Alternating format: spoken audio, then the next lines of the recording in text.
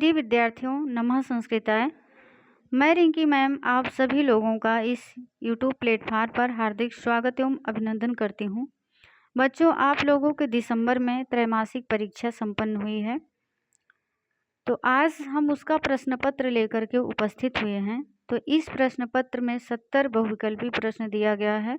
हम लोग उसको हल करेंगे, लघुत्तरी प्रश्न को हल करेंगे और अनुवाद को हल करेंगे।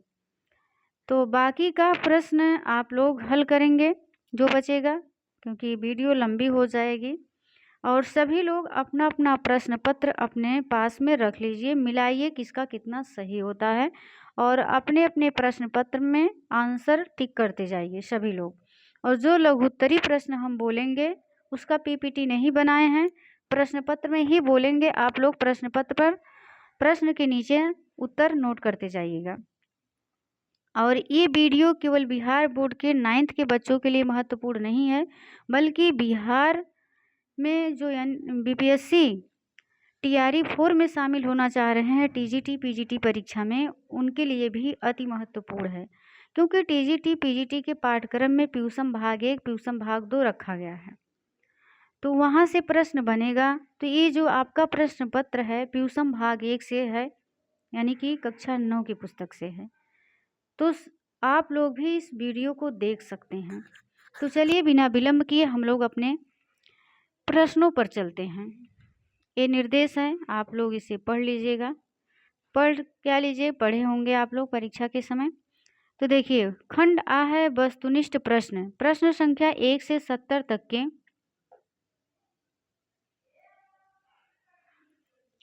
प्रश्न संख्या 1 से 70 तक के प्रत्येक प्रश्न के साथ 4 विकल्प दिए गए हैं, जिनमें से एक सही है। अपने द्वारा चुने गए सही विकल्प को OMR शीट पर नीला या काला बाल पॉइंट पेन से चिन्हित करें। 70 प्रश्नों में से किन्हीं 40 प्रश्नों के उत्तर दें। 70 प्रश्न दिया गया है, जिसमें से आपको 40 प्रश्नों का उत्तर देना है, लेकिन हम आपका 70 का 70 हल कराएंगे और आप लोग कमेंट बॉक्स में बताएंगे किसका कितना सही है। पहला प्रश्न है, नीच शतक के रचनाकार निम्न में से कौन है? ए है नारायण पंडित, बी है विष्णु शर्मा, सी है भर्तृहरि, डी है विदुर नीत। तो नीच शतक के रचनाकार कौन है? भर्तृहरि हैं, विकल्प सी सही है। प्रश्न संख्या 1 का सी सही है। प्रश्न संख्या 2 है, विपत में क्या धारण करना चाहिए? ए है क्षमा, बी है साहस, सी है वाक्पटुता, डी है धैर्य। तो विपत में क्या धारण करना चाहिए? धैर्य धारण करना चाहिए, विकल्प डी सही है, 2 का डी सही है। प्रश्न संख्या 3 है, न्यायपथ से कौन लोग विचलित नहीं होते? ए है अधैर्यवान, बी है धीर पुरुष, सी है धनवान पुरुष और डी है वीर पुरुष। तो न्याय के पथ से कौन विचलित नहीं होता है? तो धीर पुरुष न्याय के पथ से विचलित नहीं होता है।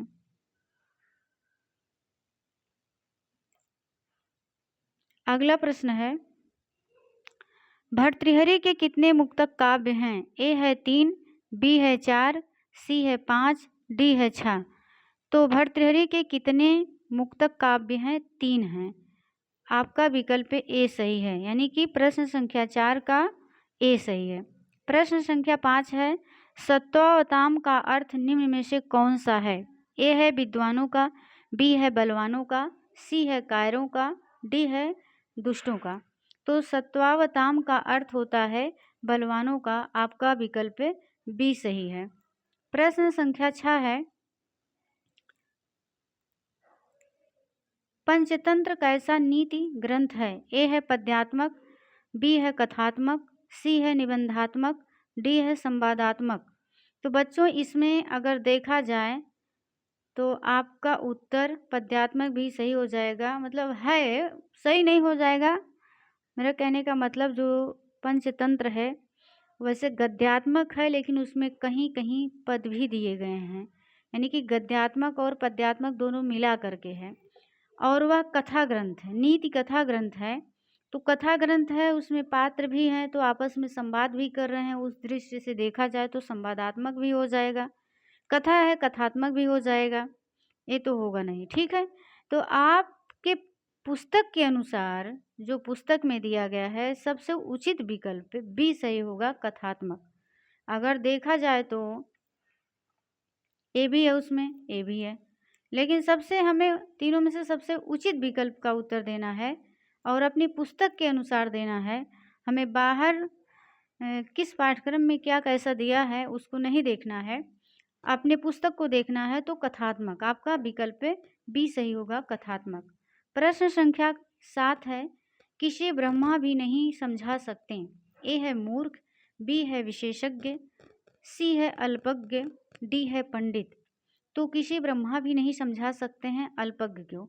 जो अल्पज्ञ व्यक्ति होता है, जिसे थोड़ा से ज्ञान होता है, उसे ब्रह्मा भी नहीं समझा सकते हैं। भर्तृहरि ने कहा है, अज्ञः सुखमाराध्य सुखतरम आराधते विशेषज्ञः ज्ञानलो दुर्विदग्धम ब्रह्मापि नरम न रंजति। यानी कि जो थोड़े से ज्ञान के कारण घमंड में चूर है, ऐसे व्यक्ति को ब्रह्मा भी नहीं प्रसन्न कर सकते हैं। अज्ञा सुखम आराध्या, जो अज्ञानी व्यक्ति है उसे आसानी से आराध्या माने प्रसन्न किया जा सकता है। सुखतरम आराध्यते विशेषज्ञ, और जो विद्वान व्यक्ति है उसे, यानी कि समझदार है, जानने वाला, ज्ञानी है, बुद्धिमान है, उसे और आसानी से प्रसन्न किया जा सकता है। लेकिन ज्ञान लो दुर्विदग्धम ब्रह्मापि नरम न रंजति, जो अल्पज्ञ व्यक्ति है, थोड़ा सा ज्ञान क्या हो गया, वो अपने आप को समझने लगा कि हम ही सर्वज्ञ हैं, तो ऐसे व्यक्ति को ब्रह्मा भी नहीं समझा सकते हैं। तो प्रश्न संख्या 7 का उत्तर सी सही है, अल्पज्ञ। प्रश्न संख्या 8 है, बुद्ध की अज्ञानता को कौन हरती है। ए है सत्संगति, बी है कुसंगति, सी है मित्र, डी है भाई। तो बुद्ध की अज्ञानता को कौन हरती है, सत्संगति हरती है। आपका उत्तर ए सही है। अगला प्रश्न है, वर्ण रत्नाकर नामक पुस्तक के लेखक निम्न में से कौन है। ए है पंडित सियाराम तिवारी, बी है विष्णु शर्मा, सी है भर्तृहरि और डी है आचार्य ज्योतिरीश्वर ठाकुर। तो आपका विकल्प डी सही है, आचार्य ज्योतिरीश्वर ठाकुर। यानी कि वर्ण रत्नाकर के लेखक कौन है, आचार्य ज्योतिरीश्वर ठाकुर। अगला प्रश्न है, मगध मंडल का प्रसिद्ध लोक नृत्य निम्न में से कौन सा नहीं है। तो बच्चों, मगध का खेल्डिन और डोमकच है, मगध का खेल्डिन और डोमकच है। इसमें से पूछ दिया है कि नहीं है, तो नहीं, तो नेटुआ भी नहीं है, चैता भी नहीं, क्योंकि यह भोजपुर मंडल का है। नेटुआ चैता जोगेरा और जट जटिन जो है यह मिथिला का है। जट जटिन कहाँ का है,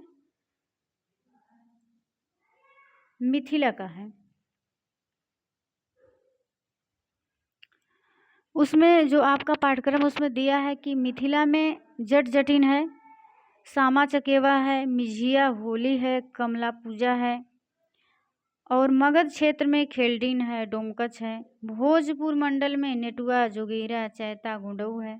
तो इसको देना चाहिए था, मगध मंडल का लोक नृत्य निम्न में से कौन सा है, तो आपका खेल्डिन हो जाता। ये नहीं को काट देंगे तो आपका उत्तर सही हो जाएगा, खेल्डिन।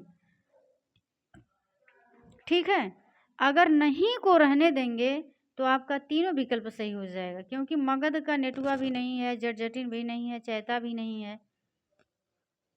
तो ऐसा करिए आप लोग, नहीं को काट के जो बच्चे दिए होंगे खेल्डिन, तो उनका सही हो जाएगा, और नहीं तो इसमें से भाई बी सी डी सब सही है। अगला प्रश्न है, अपादान कारक में कौन सी विभक्ति प्रयुक्त होती है। ए है तृतीया, बी है चतुर्थी, सी है पंचमी, डी है षष्ठी। तो अपादान कारक में पंचमी विभक्ति प्रयुक्त होती है। आपका विकल्प सी सही है। प्रश्न संख्या 12 है, सम उपसर्ग से निर्मित पद निम्न में से कौन सा है। ए है सहायका, बी है शास्त्रम, सी है संस्कृतम, डी है सदुक्ति। तो सम उपसर्ग से निर्मित आपका पद कौन सा है,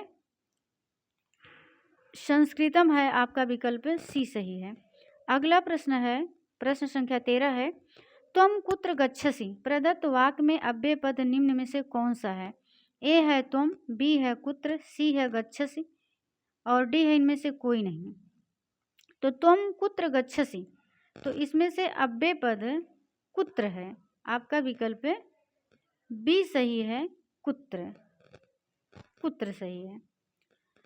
त्वम कुत्र गच्छस में कुत्र क्या है? अव्यय पद है।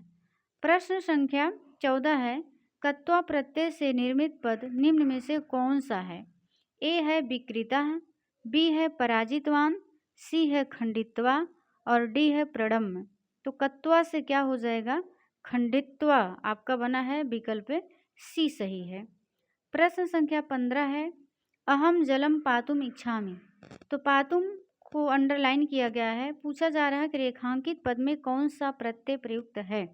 तो पातुम, ए आपका ए है तुमुन, बी है अक्ता और सी है तबियत, डी है डेथ। तो पातुम में तुमुन प्रत्यय है, आपका विकल्प ए सही है, तुमुन। क्या सही है? तुमुन। अगला प्रश्न है, प्रश्न संख्या 16 है, बुद्धि धन मतुप से निर्मित पद निम्न में से कौन सा है? ए है बौधायन, बी है बौधा, सी है बुद्धिमान और डी है बुद्धिमान। तो बुद्धि धन मतुप से क्या बनेगा? बुद्धिमान बनेगा, आपका विकल्प डी सही है। अगला प्रश्न है, ऐवनम पद में कौन सा प्रत्यय प्रयुक्त है? ए है यत, बी है अड़, सी है तल, डी है मतुप। तो ऐवनम पद में आपका अड़ प्रत्यय है, जो कि विकल्प बी में सही है, अड़। प्रश्न संख्या 18 है, श्रावणीयम पद में कौन सा प्रत्यय प्रयुक्त है? ए है ल्यूट, बी है कत्वा, सी है अनियर, डी है मतुप। तो श्रवणीयम पद में कौन सा प्रत्यय प्रयुक्त है? सी सही है, अनियर पद, अनियर प्रत्यय। प्रश्न संख्या 19 है, त्रिरंगा पद में कौन सा समास है? ए है कर्मधारय, बी है द्विगु, सी है बहुव्रीहि, डी है तत्पुरुष। तो त्रिरंगा पद में कौन सा समास है? द्विगु समास है। अगला प्रश्न है, प्रश्न संख्या 20 है, मनोजा पद का संधि विच्छेद निम्न में से कौन सा है? ए है मनःधंजा, बी है मनोधंजा, सी है मनसधंजा, डी है मनधंजा। तो मनोजा पद में कौन सा संधि है, संधि विच्छेद इसमें क्या सही है? तो मनःधंजा, मनोजा का क्या होगा? मनःधंजा, विकल्प ए सही है। प्रश्न संख्या 21 है, विदेशिया लोकनाट्य के रचयिता निम्न में से कौन है? ए है भिखारी ठाकुर, बी है जगदम्बा देवी, सी है पंडित राम चतुर मल्लिक, डी है आचार्य ज्योतिरीश्वर ठाकुर। तो विदेशिया लोक नृत्य नाट्य के रचयिता कौन है? भिखारी ठाकुर, आपका विकल्प ए सही है। प्रश्न संख्या 22 है, लोक जीवन का अभिन्न अंग निम्न में से कौन सा है? ए है चित्रकारी, बी है संगीत, सी है नाटक, डी है नृत्य।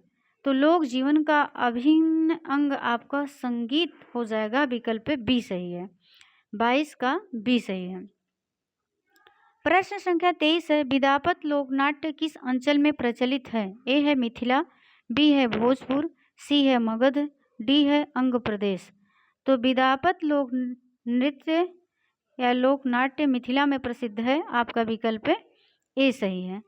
प्रश्न संख्या 24 है, पद्मश्री जगदम्बा देवी किस कला में निपुण थी? ए है नृत्य कला, बी है चित्रकला, सी है संगीत कला में और डी है नाट्य कला में। तो किस कला में प्रसिद्ध थी? चित्रकला में, आपका विकल्प बी सही है, चित्रकला में।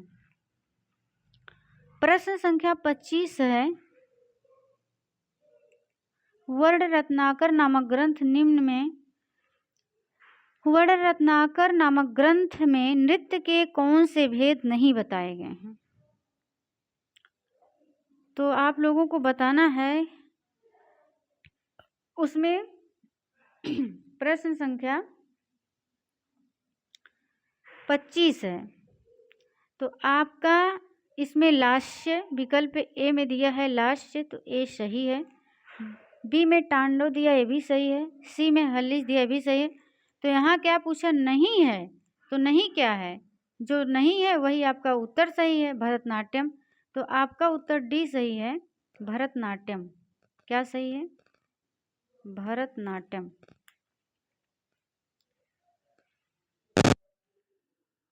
चलिए प्रश्न संख्या 26 है, ईद महोत्सव पाठ का मुख्य संदेश क्या है? ए है संघर्ष, बी है खेलकूद, सी है व्यापार, डी है उदारता और एकता। तो ईद महोत्सव पाठ का मुख्य संदेश उदारता और एकता है, विकल्प डी सही है। प्रश्न संख्या 27 है, ईद महोत्सव का प्रमुख पकवान निम्न में से कौन सा है? ए है हलवा, बी है खीर, सी है सेवई और डी है पुआ। तो सभी को पता है कि ईद महोत्सव का सबसे प्रमुख पकवान सेवई होता है। अगर सेवई ना बने तो ईद बेकार। प्रश्न संख्या 28 है, ईदगाह का अर्थ निम्न में से कौन सा है? ए है नमाज का स्थान, बी है भोजन का स्थान, सी है नृत्य का स्थान, डी है वार्तालाप का स्थान। तो ईदगाह का अर्थ होता है नमाज का स्थान। जहाँ पर ईद की नमाज अदा करने सब लोग एकत्रित होते हैं उसे कहा जाता है ईदगाह। अगला प्रश्न है, प्रश्न संख्या 29 है, अत्याकर्षकम इदम पर्व अस्ति रेखांकित पद का प्रश्न निर्माण निम्न में से कौन सा है? ए है कीदृशम, बी है किम, सी है कस्य, डी है कीदृशा। तो रेखांकित पद क्या है? अत्याकर्षकम है। तो इसके स्थान पर हमें प्रश्न बनाना है और चारों में से एक पद लेकर के बनाना है। तो हो जाएगा कीदृशम इदम पर्व अस्ति, यानी कि यह पर्व कैसा है? तो उत्तर हो जाएगा अत्याकर्षकम। तो आपका विकल्प ए सही है, कीदृशम, यानी कि कीदृशम इदम पर्व अस्ति। अगला प्रश्न है, रमजान के महीने में किसे देखकर रोजा रखा जाता है? ए है सूर्य, बी है चंद्र, सी है माता, डी है पृथ्वी। तो रमजान के महीने में किसे देख कर के रोज़ा रखा जाता है? तो चंद्र को देखकर रोज़ा रखा जाता है। आपका विकल्प बी सही है, 30 का बी सही। प्रश्न संख्या 31 है, प्रत्यय शब्द में कौन सा उपसर्ग प्रयुक्त है? ए है प्रा, बी है परा, सी है प्रति और डी है उप। तो प्रत्यय शब्द में कौन सा उपसर्ग प्रयुक्त है? तो प्रति उपसर्ग प्रयुक्त है। आपका विकल्प सी सही है। प्रश्न संख्या 32 है, प्राकृतिकः पद में कौन सा तद्धित प्रत्यय प्रयुक्त है? ए है त्वा, बी है मतुप, सी है अड़, डी है ठक। तो प्राकृतिकः में ठक प्रत्यय लगा है, ठक का इक आदेश हो जाता है, ठक का इक आदेश हो जाता है और आदि वृद्धि हो जाएगी। जैसे प्रकृत धन इक, तो प्रकृत, तो वहाँ आदि वृद्धि हो जाएगा तो बन जाएगा प्राकृतिक। क्या सही है? प्राकृतिकः में ठक प्रत्यय है, तो विकल्प डी सही है, ठक। अगला प्रश्न है, संस्कृति पद में कौन सा प्रत्यय प्रयुक्त है? ए है गीस, बी है गीन, सी है गीप और डी है तिन। तो कौन सा प्रत्यय प्रयुक्त है? तीन प्रत्यय प्रयुक्त है संस्कृति में, यानी कि तीन प्रत्यय में छोटी ई हो जाती है। तो संस्कृत में क्या छोटी की मात्रा जहाँ लगा रहे तो आप लोग लगा सकते हो तीन प्रत्यय। तो अगला प्रश्न है, चुर धातु का रूप लोट लकार में निम्न में से कौन सा है? लोट लकार पूछा जा रहा है। ए है चोर्यथ, बी है चोरे और सी है चोरे, डी है अचोर्या। तो क्या सही होगा? चोरे। क्या सही है? चोरे सही है। जो चोर्यथ है यह लट लकार मध्यम पुरुष वह वचन का रूप है और चोरे विधिलिंग लकार का रूप है। अचोर्य जो है यह लंग लकार मध्यम पुरुष एक वचन का रूप है। तो इसमें क्या पूछा? लोट लकार पूछा है, तो लोट लकार का आपका चोरे रूप है। चोरे मध्यम पुरुष एक वचन में बनेगा। आपका विकल्प सी सही है। प्रश्न संख्या 35 है, करोस किस लकार का रूप है? ए है लिट लकार, बी है लंग लकार, सी है लोट लकार, डी है लट लकार। तो करोसी कहाँ का रूप है? ये लट लकार मध्यम पुरुष एक वचन का है। तो करोति, कुरुतः, कुर्वन्ति, करोसि, कुरुथः, कुरुथ, करोमि, कुरुवः, कुरुमः, इसका रूप बनेगा। तो करोसी कहाँ का है? लट लकार मध्यम पुरुष एक वचन। प्रश्न संख्या 36 है, विदुषी पद में कौन सी विभक्ति प्रयुक्त है? ए है तृतीया, बी है षष्ठी, सी है सप्तमी, डी है पंचमी। तो विदुष में सप्तमी विभक्ति एक वचन है, आपका विकल्प सी सही है। प्रश्न संख्या 37 है, तद शब्द का सप्तमी विभक्ति द्विवचन का रूप निम्न में से कौन सा है? ए है तस्मिन, बी है तस्य, सी है तयोः, डी है तेषाम्। तो क्या सही होगा? तयोः, विकल्प सी सही है, तयोः। प्रश्न संख्या 38 है, द्विगु समास का उदाहरण निम्न में से कौन सा है? ए है अहर्निशम, बी है यथाशक्ति, सी है चतुर्युगी, डी है सेनापति। तो द्विगु समास का पूछा जा रहा है, तो क्या हो जाएगा? चतुर्युगी। क्या सही है? सी सही है, चतुर्युगी। प्रश्न संख्या 39 पर चलते हैं। इसमें पूछा जा रहा है, मध्यम पदलोपी समास का उदाहरण निम्न में से कौन सा है? तो बच्चों, ये भी कुछ संशय वाला प्रश्न है। अब देखिए, विकल्प ए में दिया है सप्तशती, तो सप्तशती में संख्या पूर्व द्विगु सूत्र से कौन सा समास है? द्विगु समास है। इसमें द्विगु समास हो गया है। महाराजा, अगर इस तरह से इसका विग्रह करते हैं महान राजा, तो कर्मधारय समास हो जाएगा। श्री रामा, अगर श्री रामा में देखा जाए श्री और राम, श्री से तात्पर्य मतलब सीता जी से है और राम तो राम है, तो श्री राम अगर देखा जाए श्री और राम, तो इसमें द्वंद्व समास हो जाएगा। अनुविश्रु, विश्रो पश्चात, अनुविश्रु में अव्ययी भाव समास है। तो बच्चों, मध्यम पदलोपी समास जो होता है वह तत्पुरुष का ही भेद होता है, यानी कि जिस समास में बीच के शब्द का लोप हो जाता है उसे हम मध्यम पदलोपी समास कहते हैं। इसके बहुत सारे उदाहरण हैं, जैसे दधि बड़ा है, शाक पार्थिवा है, तो दही बड़ा, शाक पार्थिवा, पौर्वशाला, जेब घड़ी, ये सब क्या है? मध्यम पदलोपी के उदाहरण हैं। अब जो बोर्ड है, बोर्ड क्या माना है? कर्मधारय जो है तत्पुरुष का ही भेद होता है और तत्पुरुष का भेद मध्यम पदलोपी होता है। अब इसमें तो कन्फ्यूज़न वाला है। अब आयोग हो, बोर्ड क्या सोच के प्रश्न बनाया है मुझे नहीं मालूम है, तो हो सकता है बोर्ड के हिसाब से बी सही हो जाए, क्योंकि यह तत्पुरुष का भेद कर्मधारय होता है, तत्पुरुष का ही भेद मध्यम पदलोपी होता है। तो हो सकता है भाई बी बोर्ड मान करके बनाया हो, लेकिन इस पे हम विद्वानों से जो हमारे संपर्क में हैं उनसे विचार विमर्श करेंगे, तो फिर आप लोगों को बताएंगे इस पे। चलिए फिलहाल आगे बढ़ते हैं। प्रश्न संख्या 40 है, दशाननः समस्त पद में कौन सा समास प्रयुक्त है?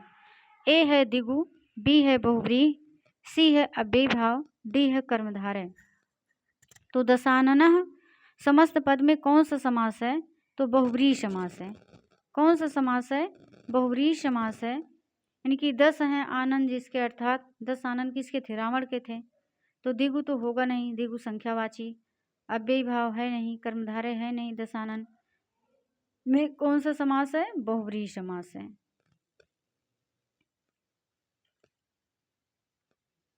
विकल्प बी सही है, बहुव्रीहि।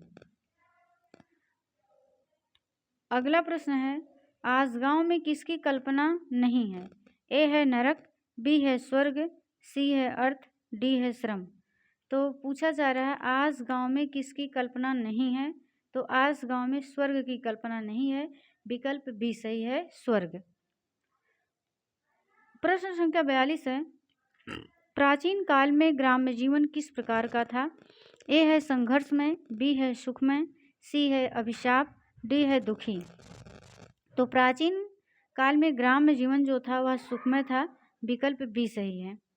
प्रश्न संख्या 43 है, आजकल के साहित्य में किसकी प्रशंसा नहीं की जाती है? ए है भौतिक समृद्धि, बी है नगर जीवन, सी है ग्राम्य जीवन, डी है सामाजिक जीवन। तो आजकल के साहित्य में किसकी प्रशंसा नहीं की जाती है? तो ग्राम्य जीवन की प्रशंसा नहीं की जाती है, विकल्प सी सही है, ग्राम्य जीवन। अगला प्रश्न है, प्रश्न संख्या 44 है, गांव के लोग धन कमाने के लिए कहाँ जाते हैं? ए है विदेश, बी है नगर, सी है दूसरे गांव, डी है खेत। तो पैसा कमाने के लिए गांव के लोग तो विदेश में भी जाते हैं, सऊदी अरब, अफ्रीका, अमेरिका, इंग्लैंड, बहुत सारे देश में, लंदन जाते हैं। ये भी तो अगर देखा जाए तो सही हुआ, लेकिन आपके चैप्टर के हिसाब से नगर सही हो जाएगा, नगर में जाते हैं। गांव के लोग धन कमाने के लिए कहाँ जाते हैं? तो नगर में जाते हैं, विकल्प बी सही है। प्रश्न संख्या 45 है, नगरों की संख्या किस प्रकार बढ़ रही है? ए है धीरे धीरे, बी है तेजी से, सी है कम, डी है स्थिर। तो जो आपके पाठ्यक्रम में दिया है उसमें दिया है कि नगरों की जो संख्या क्रमशः बढ़ रही है, तो क्रमशः तो हम इसमें धीरे धीरे कह सकते हैं कि निरंतर बढ़ रही है, नगरों की संख्या निरंतर बढ़ रही है। इसमें तेजी से भी हो सकता है आपका उत्तर, अगर हम लोग इसको व्यवहारिक रूप में देखें तो नगरों की संख्या तीव्र गति से बढ़ रही है। तो इसमें बच्चों धीरे धीरे भी सही हो सकता है, तेजी से भी, क्योंकि जो इसमें दोनों शब्द दिया है वो दोनों शनै शनै भी नहीं दिया है, तीव्रम भी नहीं दिया है, क्रमशः दिया है, यानी कि निरंतर बढ़ रहा है। तो आप धीरे धीरे ही ज़्यादा सही मानिए, धीरे धीरे ही 45 का मानिए, विकल्प ए सही है। अगला प्रश्न है, वीर कुंवर सिंह के पिता का क्या नाम था? ए है नारायण सिंह, बी है साहेबजादा सिंह, सी है विक्रम सिंह, डी है शंकर सिंह। तो वीर कुंवर सिंह के पिता का क्या नाम था? साहेबजादा सिंह था, विकल्प बी सही है। प्रश्न संख्या 47 है, वीर कुंवर सिंह का जन्म किस मंडल में हुआ था? ए है भोजपुर, बी है पटना, सी है वाराणसी, डी है गोरखपुर। तो वीर कुंवर सिंह का जन्म कहाँ हुआ था? भोजपुर मंडल में हुआ था, प्रमंडल में। आपका विकल्प ए सही है। अगला प्रश्न है, प्रश्न संख्या 48 है, पाटलिपुत्र में स्वतंत्रता संग्राम के सेनानियों ने किस तारीख को झंडा फहराया था? ए है 15 अगस्त को, बी है 26 जनवरी को, सी है 19 जून को, डी है 23 मार्च को। तो कब फहराया था? 19 जून 1857 को पाटलिपुत्र में स्वतंत्रता का झंडा फहराया था। आपका विकल्प सी सही है। अगले प्रश्न पर चलते हैं।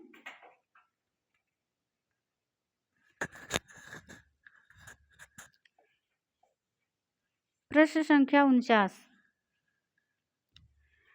देव नामक गांव बिहार के किस जिला में है? ए है पटना, बी है औरंगाबाद, सी है सारण, डी है नालंदा। तो देव नामक जो गांव है आपके चैप्टर में पाटलिपुत्र वैभवम, क्षम्यताम, पाटलिपुत्र वैभवम नहीं, वीर कुंवर सिंह, हाँ, पाठ के पीछे जो अभ्यास कार्य है उसके पीछे देखेंगे तो औरंगाबाद दिया है अभ्यास कार्य में। तो आपका विकल्प बी सही है, देव नामक गांव बिहार के किस जिला में है? औरंगाबाद में है, विकल्प बी सही है। प्रश्न संख्या 50 है, कुंवर सिंह ने किस ब्रिटिश सैन्य अधिकारी को हराया था? ए है क्लाइव, बी है लेलैंड, सी है डनबर और डी है टेलर। तो वीर कुंवर सिंह ने डनवर को सन 1857 में, यानी कि 29 और 30 जुलाई 1857 में अपने 500 सैनिकों के साथ डनवर सिंह को हराया था, विकल्प सी सही है। प्रश्न संख्या 51 है, संबोधन में कौन सी विभक्ति प्रयुक्त होती है? तो संबोधन में बताना है कौन सी विभक्ति प्रयुक्त होती है। ए है प्रथमा, बी है द्वितीया, सी है चतुर्थी, डी है अष्टमी।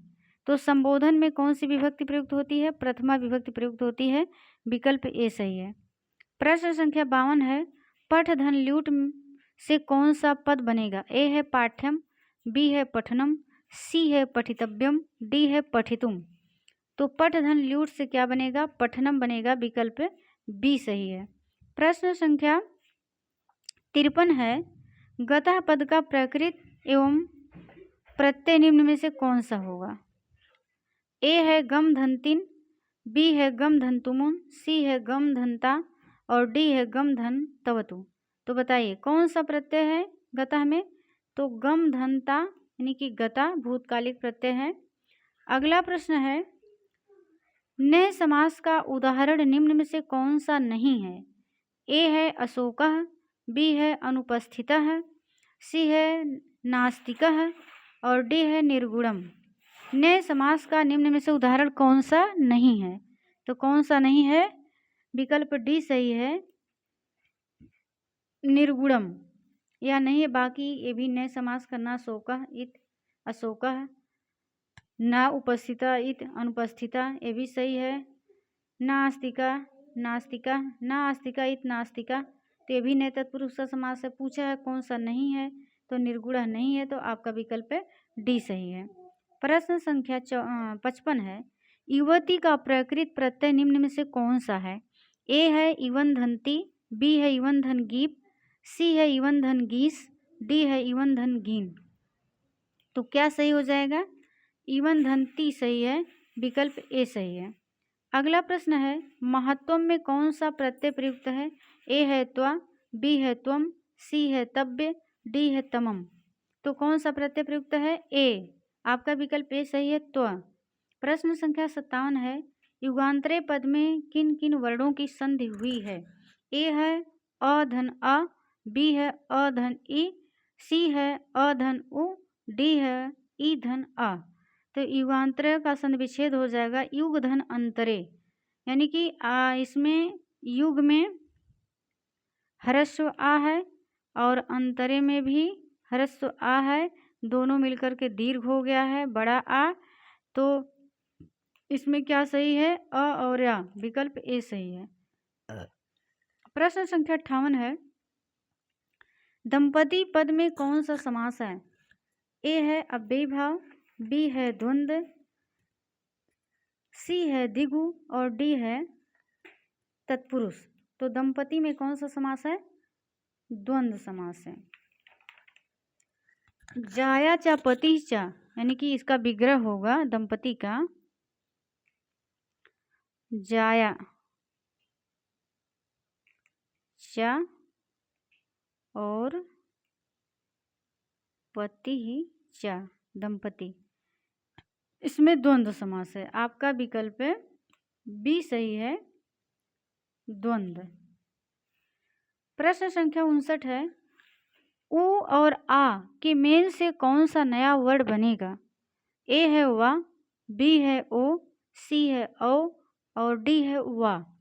तो अ उ और आ के मेल से वा बनेगा, यानी कि यड़ संधि में या वाराला हो जाता है, तो उसे में जब उ के स्थान पर वा हो जाता है।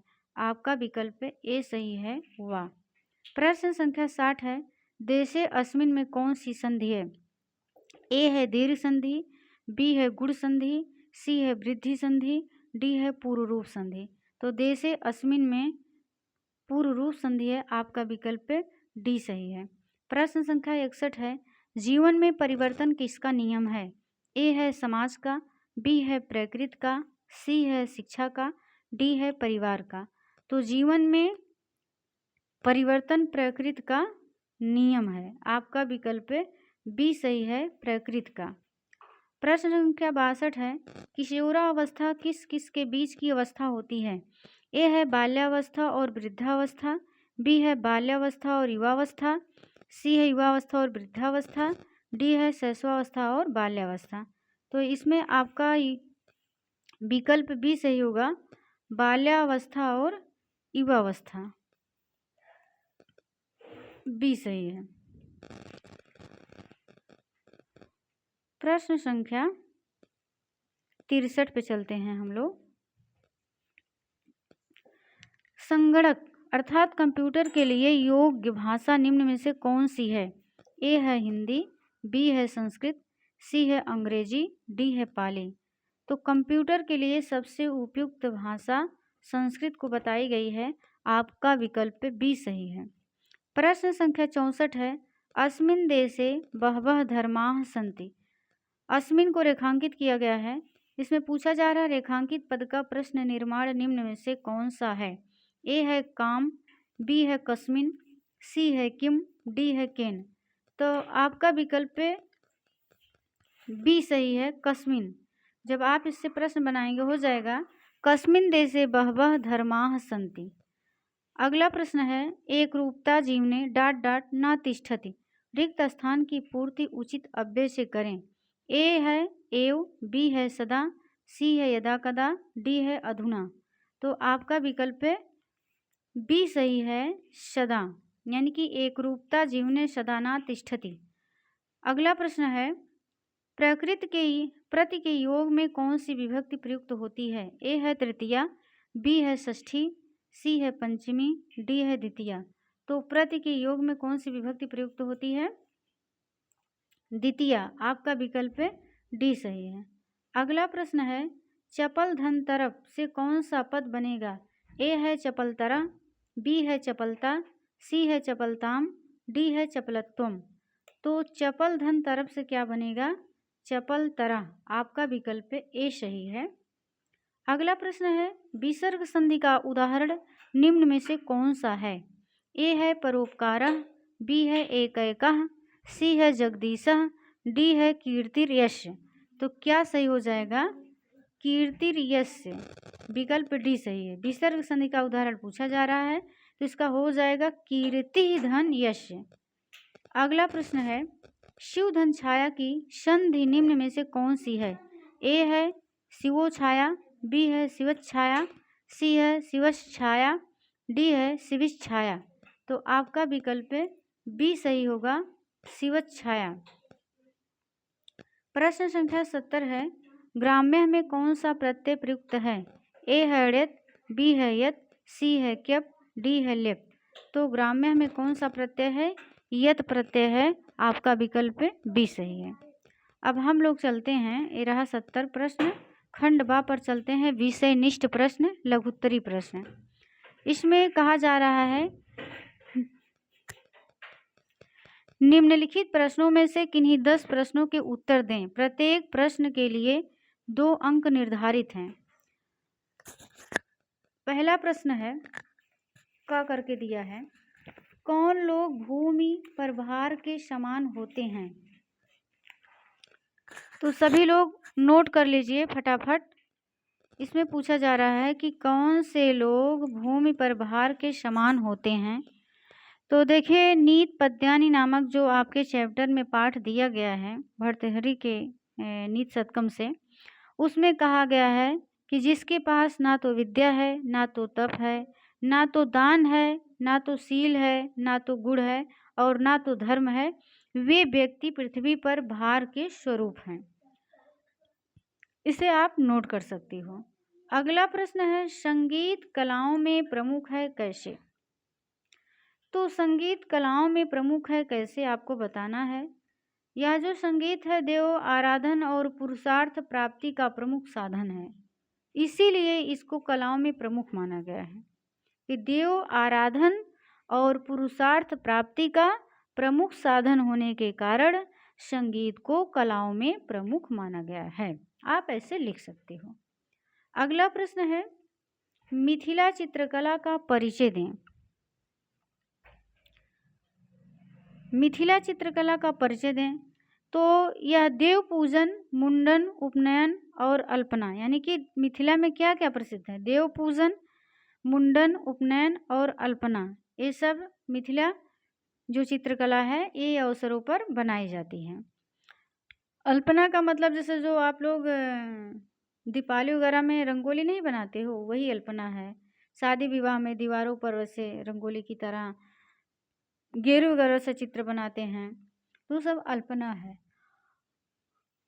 अगला प्रश्न है भिखारी ठाकुर का जन्म कहाँ हुआ था तथा उनका प्रसिद्ध नाटक कौन सा है। तो भिखारी ठाकुर का जन्म कहाँ हुआ था, भोजपुर में हुआ था। और उनके नाटक को पूछा जा रहा है, उनके नाटक का क्या नाम था, तो विदेशिया था। विदेशिया के लिए भिखारी ठाकुर प्रसिद्ध हैं। अगला प्रश्न है ईद महोत्सव में व्रतधारी क्या क्या करते हैं। तो ईद महोत्सव में जो व्रतधारी होते हैं दिन भर उपवास करते हैं और संध्या होने पर इफ्तार करते हैं, अर्थात उपवास को तोड़ते हैं। अगला प्रश्न है, ज़कात या फितरा किसे कहा जाता है? तो ईद के मौके पर जो गरीबों की सहायता के लिए लोग यथाशक्ति दान देते हैं, उसे ही ज़कात या फितरा कहा जाता है। आप ऐसे भी कह सकते हो कि फितरा किसे कहा जाता है? तो ईद के मौके पर दिए जाने वाले दान को ज़कात या फितरा कहा जाता है, ऐसे भी लिख सकते थे आप। बिहार में कौन कौन से लोक नृत्य प्रसिद्ध हैं? तो देखिए, बिहार के मिथिला प्रांत में जटजटी, सामा चकेवा, मिझिया, होली, कमला पूजा, मगध में खेलडिन, डोमकच, भोजपुर में नेटुआ, जोगीरा, चैता, गुंडऊ आदि। तो इन सब लोक नृत्यों को आप बिहार के लोक नृत्य में लिख सकते हो। अगला प्रश्न है, लक्ष्य प्राप्त करने के लिए हमें क्या करना चाहिए? लक्ष्य प्राप्त करने के लिए हमें निरंतर अभ्यास करना चाहिए, निरंतर परिश्रम करना चाहिए। अगला प्रश्न है, आज ग्रामवासी लोग नगर के प्रति क्यों पलायन कर रहे हैं? तो आज जो ग्रामवासी हैं वह धनार्जना यानी कि धन के अर्जन के लिए, धन कमाने के लिए कहाँ जाते हैं? नगर के प्रति पलायन कर रहे हैं। अगला प्रश्न है, सत्संगति से क्या लाभ है? तो भर्तृहरि ने कहा कि सत्संगति कथय किम न करोति पुंसाम, यानी कि सत्संगति जो है मनुष्यों का क्या क्या नहीं सिद्ध करती, अर्थात सब कुछ सिद्ध करती है। अब क्या क्या सिद्ध करती है? बुद्धि की जड़ता को हरती है, वाणी में सच्चाई का संचार करती है, प्रतिष्ठा एवं उन्नति को बढ़ाती है, समाज में पाप को दूर करती है, चित्त को प्रसन्न करती है सत्संगति, यश को फैलाती है चारों दिशाओं में। तो सत्संगति से बहुत कुछ प्राप्त होता है, बहुत सारा लाभ है। अगला है, महात्माओं के क्या लक्षण हैं? प्रश्न संख्या टा है, महात्माओं के क्या लक्षण हैं? तो बताइए, ये विपत में धैर्यशाली होते हैं, संपन्नता में क्षमाशील होते हैं, सभा में बोलने में कुशल होते हैं, संभाषण करने में, युद्ध में पराक्रमी होते हैं, प्रशंसा सुनकर घमंड नहीं करते हैं। ये सब क्या महात्माओं के लक्षण होते हैं, जो महात्मा व्यक्ति होता है। वीर कुंवर सिंह का विवाह कहाँ और किससे हुआ था? बताना है। तो वीर कुंवर सिंह का विवाह गया प्रमंडल में स्थित सूर्यतीर्थ देव नामक जमींदार, वहाँ के जमींदार थे, उनका नाम था फतेह नारायण सिंह, उनकी पुत्री थी, उन्हीं के साथ इनका विवाह हुआ था। तो गया में हुआ था, और किससे हुआ था? तो फतेह नारायण की कन्या के साथ हुआ था, या उनकी पुत्री के साथ कह सकते हैं। अगला प्रश्न है, प्राचीन काल में गांव का जीवन कैसा था? तो प्राचीन काल में गांव का जीवन कैसा था? सुखमय था, सुखमय था। वहाँ शुद्ध वायु, स्वच्छ जल, शुद्ध अन्न का स्वयं के परिश्रम से कमाया हुआ सब प्राप्त होता था प्राचीन काल में। करण कारक को सुधारण स्पष्ट करें। तो इसका सूत्र है, साधक तमम करणम और कर्ति कर्णेश तृतीया। जैसे इसका उदाहरण है, रामः बाणेन रावणम हतवान, या सह मुखेन वदति, यानी कि वह मुख से बोलता है, सह जलेन मुखम प्रक्षाल्यत। ये सब करण कारक का, यानी कि क्रिया की सिद्धि में जो सबसे अधिक सहायक होता है उसे हम करण कहते हैं, और करण कारक में तृतीय विभक्ति होती है। अगला प्रश्न है, बहुव्रीहि समास का उदाहरण वर्णन करें। तो समानाधिकरण बहुव्रीहि, यानी कि इसका प्रथम पद विशेषण होता है, दूसरा पद विशेष होता है, तथा समस्त में समास में आया जो समस्त पद होता है, समस्त पद में अन्य पद प्रधान होता है, यानी कि उसमें कोई समस्त पद में आए हुए, यानी कि पूर्व पद या उत्तर पद ये सब नहीं प्रधान होते, अन्य पद प्रधान होता है, उसे हम बहुव्रीहि समास कहते हैं। जैसे जितेंद्रिय, यानी कि जितानि इंद्रियाणि येन सह, श्वेतांबरः, यानी कि श्वेतम अंबरम यशसा वीणा पाणि दशाननः चंद्रशेखरः शेखरः लंबोदरः। तो ये सब किसके उदाहरण हैं? बहुव्रीहि समास के। यानी कि बहुव्रीहि समास में आए पदों को छोड़कर कोई अन्य पद प्रधान होता है। यतस्य निर्धारणम सूत्र का सुधारण वर्णन करें। यतः च निर्धारणम यानी कि जिस समुदाय या समूह से किसी एक को अलग किया जाए, जिससे अलग किया जाता है, उसमें हम षष्ठी या सप्तमी विभक्ति का प्रयोग करते हैं। जैसे कवि नाम कालिदासा श्रेष्ठ या कविसु कालिदासा श्रेष्ठ, यानी कि कवियों में कालिदास श्रेष्ठ हैं। जैसे गवाम या गोसु, बहुछी कबरी चितकबरी गाय कह सकते हो, यानी कि गायों में चितकबरी गाय श्रेष्ठ है। गवाम चितकबरी गो श्रेष्ठ अस्ति या गोसु कबरी श्रेष्ठ अस्ति, यानी कि गायों में कबरी या चितकबरी गाय श्रेष्ठ है। आप निरिणाम या नरेश में कह सकते हैं पुरुषोत्तम श्रेष्ठ, यानी कि नरों में पुरुषोत्तम श्रेष्ठ थे। अगला प्रश्न है यत्न के बिना क्या नहीं करना चाहिए? यानी कि यत्न के बिना भाग्य पर भरोसा नहीं करना चाहिए, यानी कि प्रयत्न करते रहना चाहिए, तभी भाग्य साथ देती है। और उसके बाद भी अगर प्रयत्न के बाद भी अगर आपको सफलता नहीं मिलती है तो समझ लेना वहाँ थोड़ा से भाग्य आपकी काम की है। किशोरावस्था किसे कहते हैं? तो बाल्यावस्था और युवावस्था के बीच की जो अवस्था होती है उसे किशोरावस्था कहा जाता है। कीर्ति यश सहजीवत किसके बारे में कहा गया है? तो यह वीर कुंवर सिंह के बारे में कहा गया है। उस चैप्टर के लास्ट वाली पंक्ति देखेंगे तो वहाँ लिखा गया है कीर्ति यश सहजीवत, यानी कि जिसकी कीर्ति जीवित रहती है वही व्यक्ति जीवित रहता है, जिसका यश कीर्ति है वही जीवित है। अकः सवड़े दीर्घ सूत्र को सुधारण स्पष्ट करें। अकः सवड़े दीर्घ, देखिए अक क्या है? एक प्रत्याहार है। अक क्या है? प्रत्याहार है। इसमें अ ई उ री री ये आते हैं। एक कह रहा है कि अकः सवर्णे दीर्घ, यानी कि इन्हीं के पश्चात अक के बाद, यानी कि अक के बाद अक धन अक ही आए तो दीर्घ हो जाएगा। कहने का तात्पर्य है इसमें से हरस्व या दीर्घ कोई भी रहेगा उसे मतलब नहीं है। अ ई उ री के बाद जब अ ई उ री आए तो दोनों मिल करके दीर्घ हो जाता है, उसे हम दीर्घ स्वर संधि कहते हैं। इसका सूत्र है अकः सवर्णे दीर्घ। जैसे विद्याधन आलय विद्यालय, कार्यधन आलय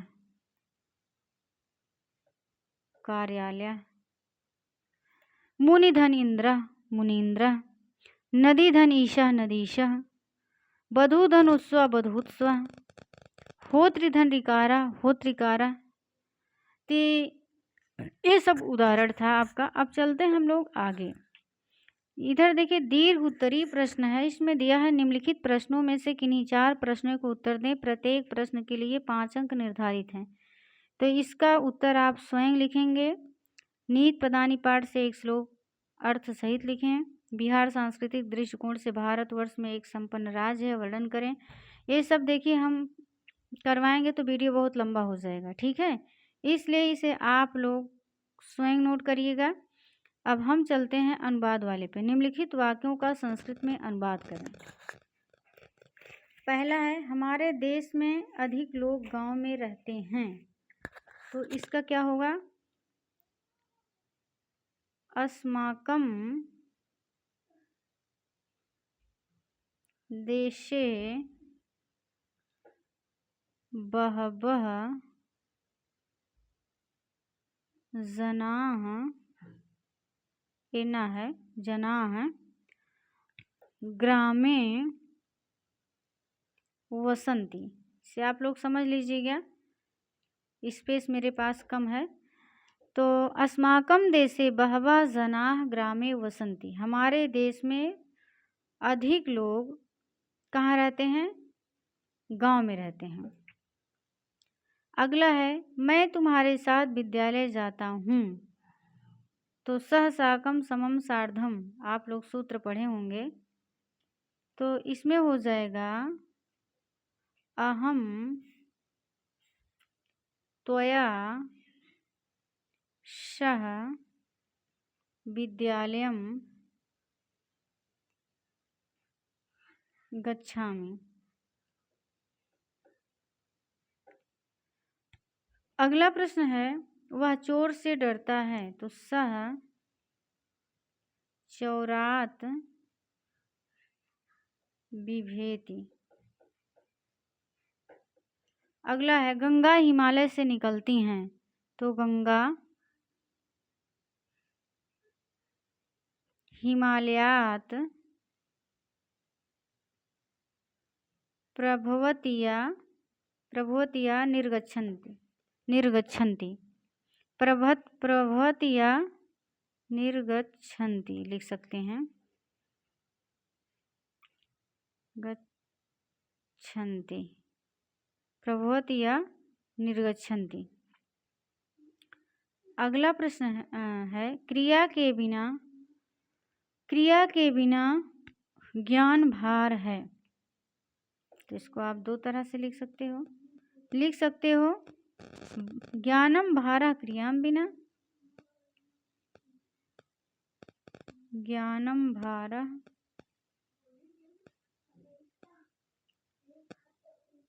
क्रियाम बिना, और ऐसे भी लिख सकते हो क्रियाम बिना ज्ञानम भारा, ऐसे भी लिख सकते हो। तो ये आज के लिए था इतना ही। अब हम लोग मिलते हैं किसी दूसरे वीडियो में। तो सभी लोग इस वीडियो को ज़रूर देखिएगा, कमेंट बॉक्स में अपना फीडबैक अवश्य दीजिएगा। जो लोग चैनल को अभी तक सब्सक्राइब नहीं किए हैं कृपया वो लोग चैनल को सब्सक्राइब कर लें। सब्सक्राइब करने से होगा कि प्लेलिस्ट में जा कर के आप कोई भी वीडियो देख सकते हो, और जब वीडियो कोई हम अपलोड करेंगे तो सूचना आपको मिलेगी। ठीक है, आज के लिए बस इतना ही। धन्यवाद। जय हिंद, जय भारत, वंदे मातरम।